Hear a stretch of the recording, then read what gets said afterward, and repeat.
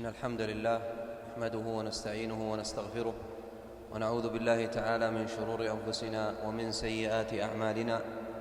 من يهده الله فلا مضل له ومن يضلل فلا هادي له، وأشهد أن لا إله إلا الله وحده لا شريك له، وأشهد أن محمدًا عبده ورسوله صلى الله عليه وعلى آله وأصحابه ومن تبعهم بإحسان إلى يوم الدين. أما بعد، أيها المسلمون، اتقوا الله وراقبوه وأطيعوه ولا تعصوه، واعلموا أن الفوز كل الفوز بطاعة الله والقرب منه، وأن الخسارة كل الخسارة بمعصية الله والبعد عنه، وأن من أطاع الله ورسوله فقد نجا، ومن عصى الله ورسوله فقد هلك. أيها المؤمنون، لقد خص الله سبحانه وتعالى خص من الكلام أربعا بفضائل عظيمة وميزات جليلة، 4 كلمات لها من الفضل ما يدل على عظم شأنها ورفعة قدرها وعظيم ثوابها. هذه ال4 يا عباد الله هي سبحان الله والحمد لله ولا إله إلا الله والله أكبر. فلها من الفضائل ما لا يعلمه إلا الله ولا يقدره إلا الله ولا يحصيه إلا الله. فمن فضائل هذه الكلمات يا عباد الله أنهن أحب الكلام إلى الله سبحانه. قال صلى الله عليه وسلم: أحب الكلام إلى الله 4 لا يضرك بأيهن بدأت: سبحان الله والحمد لله ولا إله إلا الله والله أكبر. فيا عجبا كيف يتعطل اللسان عن أحب الكلام إلى الرحمن. فهذه الكلمات يا عباد الله أحب الكلام إلى الله، وهن أحسن الكلام وأطيب الكلام، وفيهن من الفضل ما لا يعلمه إلا الله، فاستكثروا منهن وأبشروا بعظيم الأجر والثواب. ومن فضائل هذه الكلمات يا عباد الله أن النبي صلى الله عليه وسلم أخبر أنهن أحب إليه مما طلعت عليه الشمس، أحب إليه من الدنيا وما فيها. قال صلى الله عليه وسلم: لأن أقول سبحان الله والحمد لله ولا إله إلا الله والله أكبر أحب إلي مما طلعت عليه الشمس. ومن فضائل هذه الكلمات ما ثبت في مسند الإمام أحمد أن أم هانئ بنت أبي طالب رضي الله عنها قالت: مر بي رسول الله صلى الله عليه وسلم فقلت: يا رسول الله إني قد كبرت وضعفت عن بعض العمل، فمرني بعمل أعمله وأنا جالسة.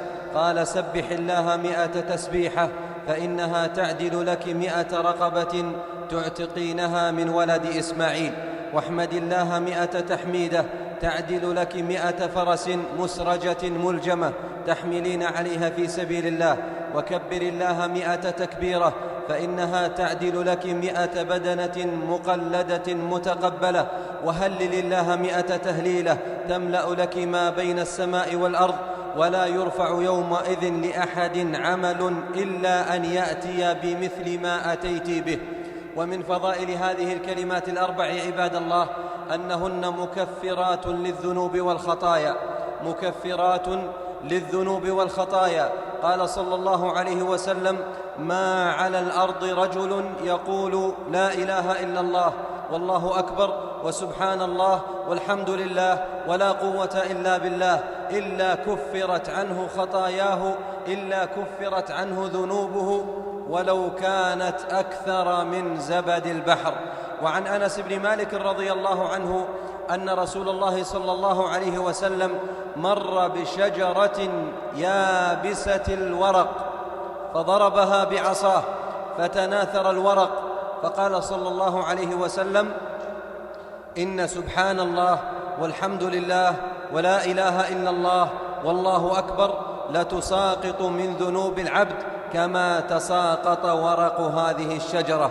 فالوصية لمن كثرت ذنوبه، الوصية لمن كثرت خطاياه أن يلزم هذه الكلمات ال4 وأن يستكثر منها في ليله ونهاره، وليبشر وليبشر والله بمغفرة الذنوب وتكفير الخطايا والسيئات. ومن فضائل هؤلاء الكلمات الأربع أنهن غرس الجنة، تغرس بلسانك أيها المسلم في أحسن مكان وفي أطيب مكان في جنات النعيم. قال صلى الله عليه وسلم: لقيت إبراهيم ليلة أسري بي فقال: يا محمد أقرئ أمتك مني السلام وأخبرهم أن الجنة طيبة التربة عذبة الماء، وأنها قيعان، وأن غراسها سبحان الله والحمد لله ولا إله إلا الله والله أكبر. ومن فضائل هؤلاء الكلمات يا عباد الله أنه ليس أحد أفضل عند الله من مؤمن يعمر في الإسلام يكثر تكبيره وتسبيحه وتهليله وتحميده. قال صلى الله عليه وسلم: ليس أحد أفضل عند الله من مؤمن يعمر في الإسلام يكثر تكبيره وتسبيحه وتهليله وتحميده. أخبروا بهذه المعلومة كبار السن، أخبروا بها آباءكم وأمهاتكم، أخبروا بها أجدادكم وجداتكم، أنه ليس أحد أفضل عند الله من مؤمن يطول عمره في الإسلام وهو مكثر من هؤلاء الكلمات الأربع: سبحان الله والحمد لله لا إله إلا الله والله أكبر. ومن فضائل هؤلاء الكلمات يا عباد الله أن الله تبارك وتعالى اختارهن واصطفاهن لعباده، اختارهن واصطفاهن سبحانه، اصطفاهن لعباده، وكفى بهذه فضلا لهؤلاء الكلمات الأربع. قال صلى الله عليه وسلم: إن الله اصطفى من الكلام أربعا: سبحان الله، الحمد لله، لا إله إلا الله والله أكبر. فمن قال سبحان الله كتبت له 20 حسنة وحطت عنه 20 سيئة، ومن قال الله أكبر فمثل ذلك، ومن قال لا إله إلا الله فمثل ذلك، ومن قال الحمد لله رب العالمين من قبل نفسه كتبت له 30 حسنة وحطت عنه 30 خطيئة. ومن فضائل هؤلاء الكلمات الأربع يا عباد الله أنهن جنة لقائلهن من النار، ستر له من النار، وقاية له من النار. فأين الخائفون من النار؟ أين الخائفون من النار؟ أين هم عن هذه الكلمات الأربع التي عظمها الله وفضلها وبين ثوابها لنتنافس فيها ولنستكثر منها؟ قال صلى الله عليه وسلم، قال لأصحابه يوما: خذوا جنتكم، أي خذوا وقايتكم. قال الصحابة: من عدو حضر؟ من عدو قد حضر؟ قال: لا، بل جنتكم من النار. قولوا سبحان الله والحمد لله ولا إله إلا الله والله أكبر، فإنهن يأتين يوم القيامة منجيات ومقدمات، وهن الباقيات الصالحات. ومن فضائل هؤلاء الكلمات الأربع أنهن ينعطفن حول عرش الرحمن، ينعطفن حول عرش الرحمن، ولهن دوي كدوي النحل يذكرن بصاحبهن. قال صلى الله عليه وسلم: إن مما تذكرون من جلال الله التسبيح والتكبير والتهليل والتحميد. ينعطفن حول العرش، لهن دوي كدوي النحل تذكر بصاحبها.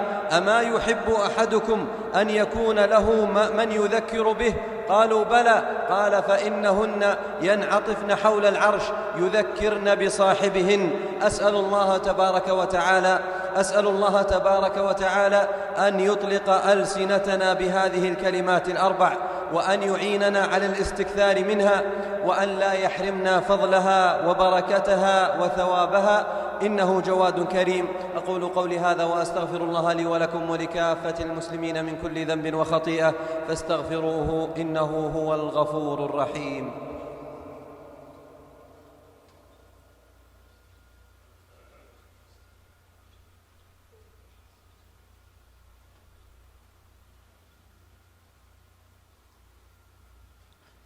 الحمد لله وحده، والصلاة والسلام على من لا نبي بعده وبعد.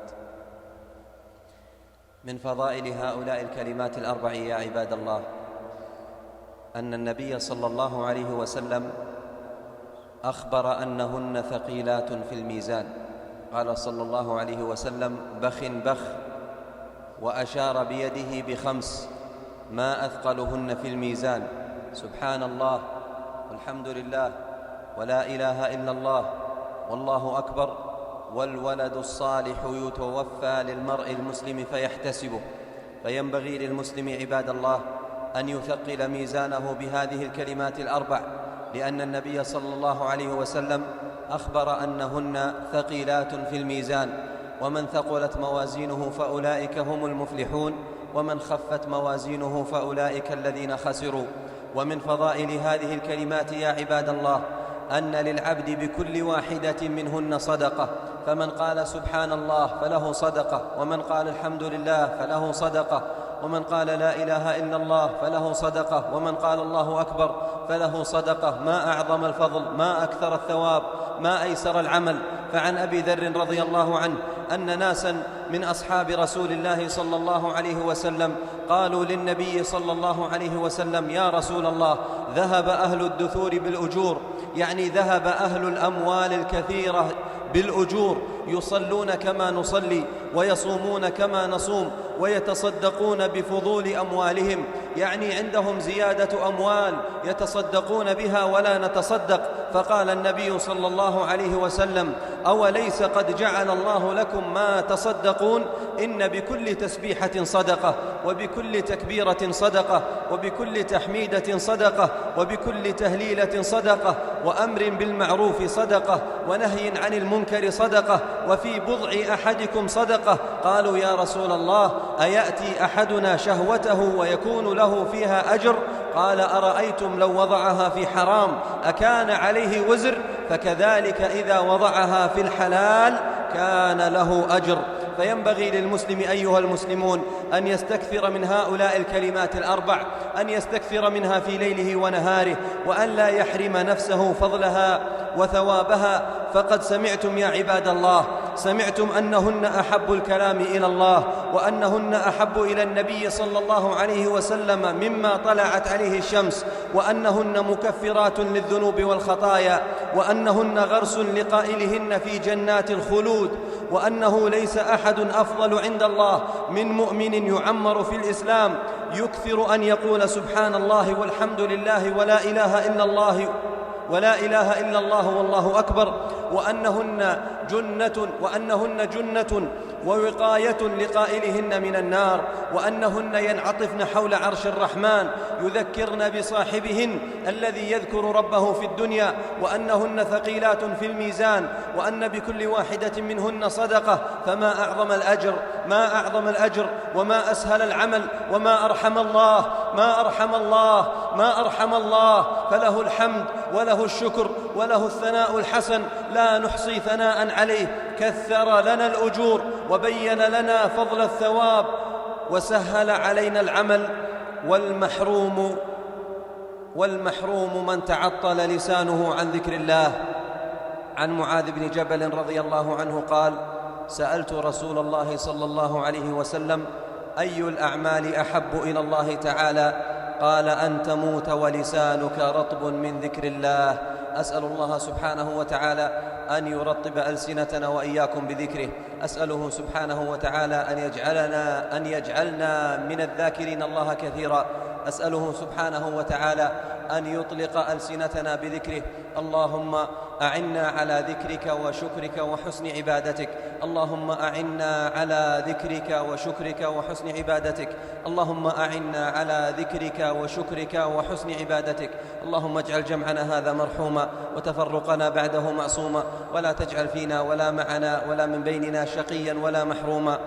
اللهم اغفر ذنوب المستغفرين، واقض الدين عن المدينين، واشف مرضانا ومرضى المسلمين، وارحم أمواتنا وأموات المسلمين. اللهم الطف بأمة محمد أجمعين، اللهم الطف بأمة محمد أجمعين، وحد صفهم وقو كلمتهم وانصرهم على عدوك وعدوهم يا ذا الجلال والإكرام. اللهم أعز الإسلام وأهله وأذل الشرك وأهله يا ذا الجلال والإكرام. اللهم احم حوزة الدين، اللهم احم حوزة الدين، اللهم احم حوزة الدين يا ذا الجلال والإكرام. وارفع البلاء عن إخواننا المسلمين في كل مكان في الأرض يا رب العالمين. اللهم إنا نسألك الجنة وما قرب إليها من قول وعمل، ونعوذ بك من النار وما قرب إليها من قول وعمل. اللهم أصلح أولادنا وبناتنا، اللهم أصلح أولادنا وبناتنا، اللهم أصلح أولادنا وبناتنا، ولا تجعل للشياطين عليهم سبيلا يا رب العالمين. اللهم اجعل آخر كلامنا من الدنيا لا إله إلا الله، ولا تمتنا إلا وأنت راض عنا. اللهم إنا نسألك العيشة الهنية والميتة السوية يا رب البرية. اللهم إنا نسألك ما يقربنا إليك، ونعوذ بك مما يبعدنا عنك يا ذا الجلال والإكرام. اللهم اهدنا لأحسن الأخلاق، لا يهدي لأحسنها إلا أنت، واصرف عنا سيئها، لا يصرف عنا سيئها إلا أنت. اللهم كما حسنت خلقنا فحسن أخلاقنا. اللهم آت نفوسنا تقواها وزكها أنت خير من زكاها، أنت وليها ومولاها. اللهم آمنا في أوطاننا ودورنا، وأصلح أئمتنا وولاة أمورنا، واجعل ولايتنا في من خافك واتقاك واتبع رضاك يا رب العالمين. سبحان ربك رب العزة عما يصفون، وسلام على المرسلين، والحمد لله رب العالمين.